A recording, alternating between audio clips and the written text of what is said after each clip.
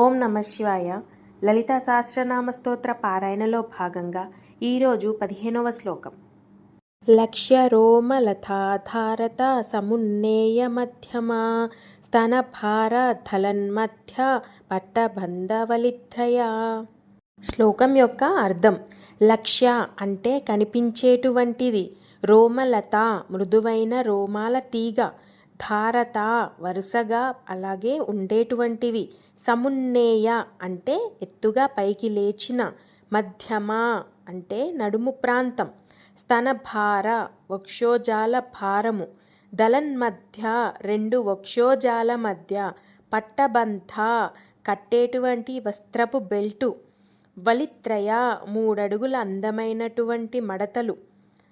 దేవి నడుము ప్రాంతం పైభాగంలో మృదువైన రోమాల వరుసలు సుందరంగా కనిపిస్తాయి.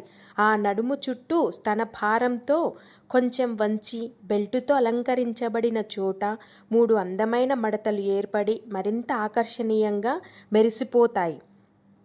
దేవి శరీర సౌందర్యము వర్ణించబడుతున్నటువంటి ఈ శ్లోకంలో నడుము యొక్క లావణ్యం, రోమాల మృదుత్వం, వస్త్రబంధం మరియు మడతల సౌందర్యం ఇవన్నీ కలిసి దివ్యమైన ఆకర్షణను సృష్టిస్తున్నాయని ఈ శ్లోకం చెబుతుంది.